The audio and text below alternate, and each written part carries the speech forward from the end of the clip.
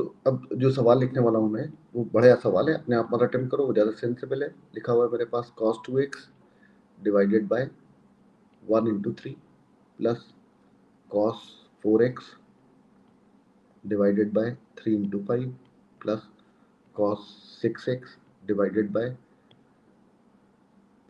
5 into 7 और dot dot dot dot up to infinity. Sir मेरे ख्याल से तुमने ये पूछा था सवाल, तो देखो कैसे प्रयास किया जाने वाला है। जनरल टर्म लिखा और उस पर सिग्मा लगा लिया। ऊपर मेरे पास आ जाएगा cos 2nx, नीचे मेरे पास आ जाएगा 2n माइनस 1 2n प्लस 1। ये जो भी लिखा हुआ है, लिखा रियल पार्ट ऑफ e की पावर i 2nx, इसका रियल पार्ट आ जाएगा। और साथ वाला जो नंबर लिखा हुआ है उसके पार्शियल फ्रैक्शन हो गए, तो कितना आ जाएगा 2n minus 1 upon 2n plus 1, और एक 1/2 भी बाहर आ गया। 1/2 रियल नंबर है, उसको तो सिग्मा के बाहर भी लिख सकते हैं। और मेरे पास n is changing from 1 to infinity, ऐसा लिखा हुआ। अब ये रियल जो लिखा हुआ है ये भी सिग्मा के बाहर आ जाता है, तो बाहर निकाल लेते हैं 1/2 real sigma n varies from 1 to infinity.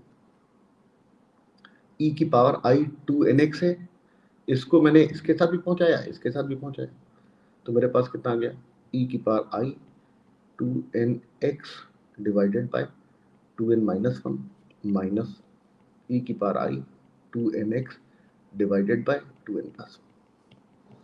Basically दो सिग्मा में ये अलग अलग होता दिख रहा है, तो दोनों सिग्मा अलग अलग लिख लेते हैं।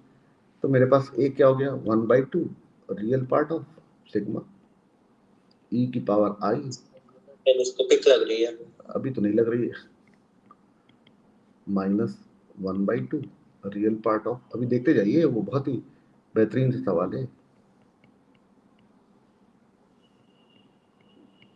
ऐसा लिखा हुआ। अब देखो यहाँ पर जो एंगल लिखा हुआ है वो 2n है और यहाँ पर 2n माइनस 1 है, तो मैंने थोड़ा सुधार लिया।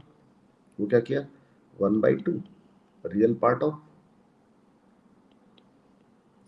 सिग्मा e की power i 2n minus 1x, ऐसा किया। तो इससे हुआ क्या, उससे मेरे पास एक e की पावर ix अलग हो गया। अरे होता दिख रहा है, यस सर, ठीक है। तो एक e की पावर ix वो तो सिग्मा से इंडिपेंडेंट हो जाएगा, तो अभी यही लिख लेते हैं e की पावर ix, और साथ में मेरे पास कितना आ गया 2n माइनस 1, और जो दूसरा लिखा हुआ 1/2 रियल पार्ट, और इसमें 2n प्लस 1 है तो एक 1 ऐड कर लेते हैं, सिग्मा e की power i 2n plus 1 into x, साथ में मेरे पास कितना आ जाएगा एक e की पावर माइनस आई एक्स और लिखना पड़ेगा डिवाइडेड बाय 2n प्लस 1। और क्या ऐसा आता दिख रहा है, यस सर, ठीक है। अब देखो ये जो कुछ भी लिखा हुआ है इसमें e की पावर आई एक्स जगह जगह दिख रहा है, इसको थोड़ी देर के लिए जेड लिख लेते हैं। तो मेरे पास कितना आ गया 1/2 और रियल पार्ट ऑफ, ये तो जेड लिखा हुआ है, जेड तो सिग्मा के बाहर निकल आएगा, सिग्मा के बाहर निकाल दे। अंदर कितना बचा e की पावर आई एक्स को जेड मान लिया गया, तो जेड की power 2n minus 1 divided by 2n minus 1 आ गया, माइनस 1/2 e की पावर माइनस एक्स, आई एक्स कितना हो गया 1/z हो गया, तो रियल पार्ट ऑफ 1/z, और साथ में मेरे पास कितना आ गया सिग्मा z की power 2n plus 1 divided by 2n plus 1। अरे क्या ऐसा आता दिख रहा है सारे लोगों को, ये सब इनफिनाइट सीरीज हैं, 1 से लेके इन्फिनिटी तक, 1 से लेके इन्फिनिटी तक। तो बाकी सब मैं अभी यही छोड़ देता हूँ, ये जो टर्म लिखा हुआ है और ये जो सिग्मा लिखा हुआ है सिर्फ इसको संभालने की कोशिश करते हैं, फिर इसको जेड से मल्टीप्लाई कर लेंगे और उसके बाद रियल पार्ट कलेक्ट कर लेंगे। तो ये इसको मैंने, ये पहला टर्म है, ये दूसरा टर्म है, सिर्फ सिग्मा वाला, तो सिर्फ सिग्मा वाला जो टर्म है इसको मैं डील करने वाला हूँ। यहाँ पर ये जो लिखा हुआ है इसको मैं अलग से डील करने वाला हूँ। तो ये जो पहला टर्म है इसके बारे में, इसको पहला टर्म इसको ए लिख लेते हैं, इसको ए लिख लिया मैंने और इसको मैंने बी लिख लिया। तो ए जो मेरे पास लिखा हुआ है वो क्या लिखा हुआ है, A is sigma 1 to infinity z की power 2n minus 1 divided by 2n minus 1, और b मेरे पास क्या लिखा हुआ है सिग्मा 1 से इंफिनिटी, साथ में क्या लिखा हुआ है z की power 2n plus 1 divided by 2n plus 1।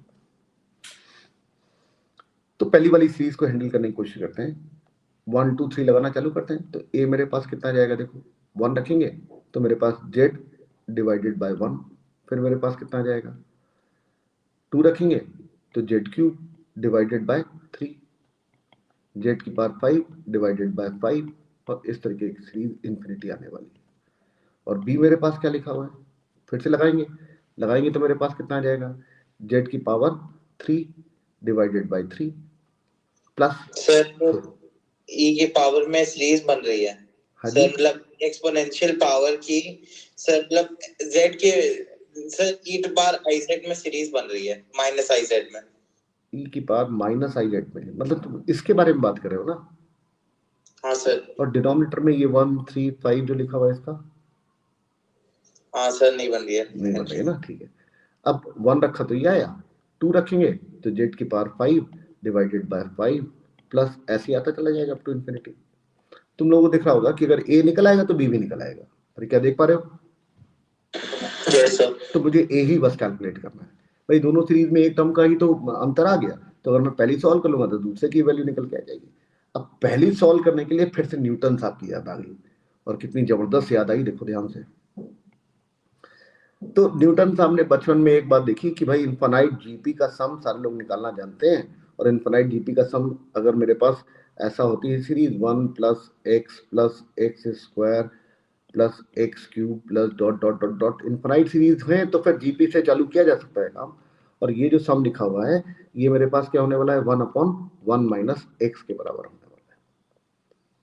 अरे ऐसे ही होने वाला है।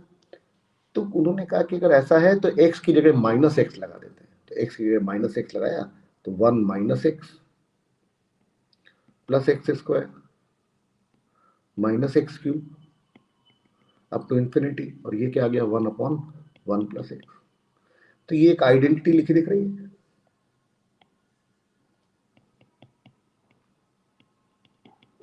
और अगर आइडेंटिटी है तो इंटीग्रेट कर दिया, हाँ ऐड करके इंटीग्रेट कर दिया, तो सीधे इंटीग्रेट कर दिया, इंटीग्रेट कर दिया, हम बाद में ऐड कर देंगे।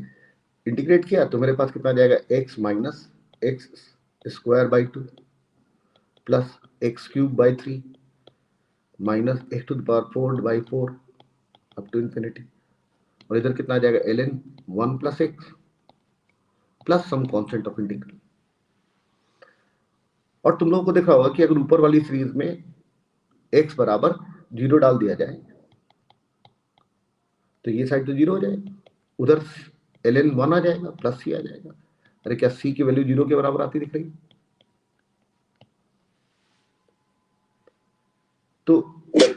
तो यहां से ln 1 प्लस एक्स का एक्सपेंशन आइडेंटिफाई हो गया, जो कि हम लोग लिमिट में सीधे सीधे इस्तेमाल कर लेते हैं, वो बेसिकली यहीं से निकाला गया।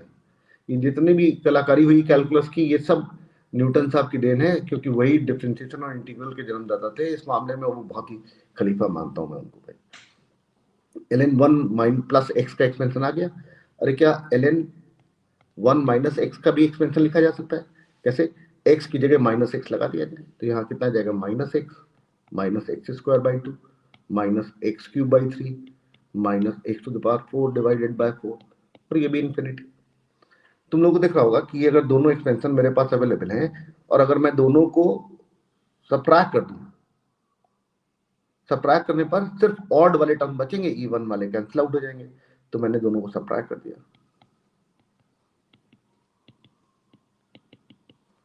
और जैसे ही मैंने सबट्रैक्ट किया मेरे पास एक साइड कितना आ गया ln 1 plus x minus ln 1 minus x, और दूसरी तरफ twice of x plus x cube divided by 3 plus x to the power 5 divided by 5 plus dot dot dot dot up to infinity. क्या सारे लोगों को दिख रहा है? ये वाला टर्म और ये वाला टर्म ऐड हो जाएगा, ये और ये ऐड हो जाएगा, और ऐसे ऐड होते चले जाएंगे। तो ट्वाइस ऑफ का सीरीज आइडेंटिफाई हो गया। अरे क्या यहाँ तक बात समझ में आ गई सारे लोगों को? Yes sir.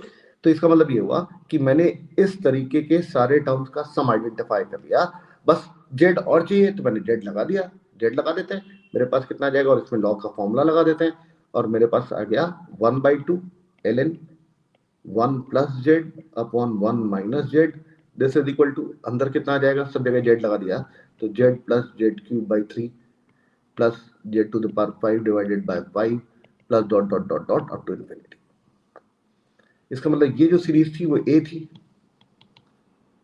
बी जो सीरीज थी उसमें एक जेड कम था, तो एक जेड इधर ट्रांसफर कर देते हैं, तो मेरे पास कितना आ जाएगा 1/2 ln 1 plus Z upon 1 minus Z, और एक माइनस जेड, और ये जो आया वो कितना आया, Z cube by 3 plus Z to the power 5 divide by 5 plus dot dot dot dot up to infinity.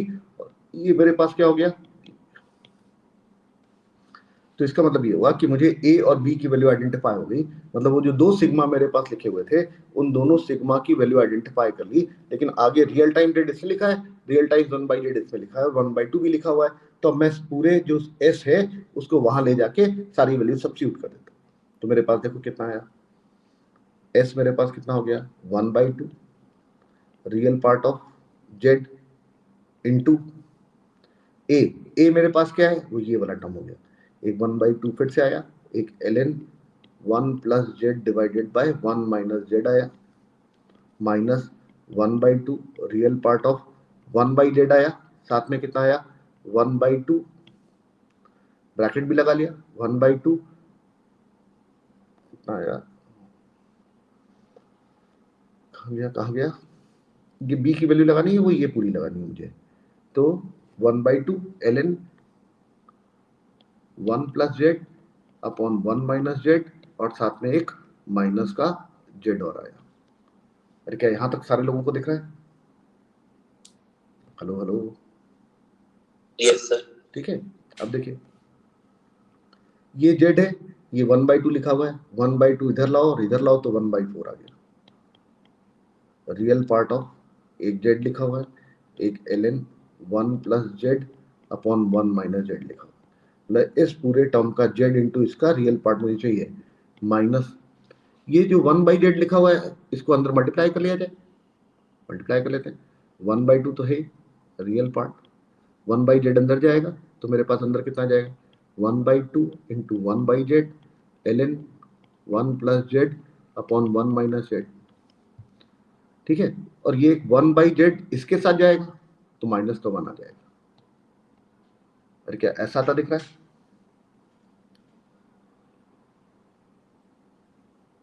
Hello, yes sir. ठीक है, तो यहां तक बात सारे लोग देखने लगी।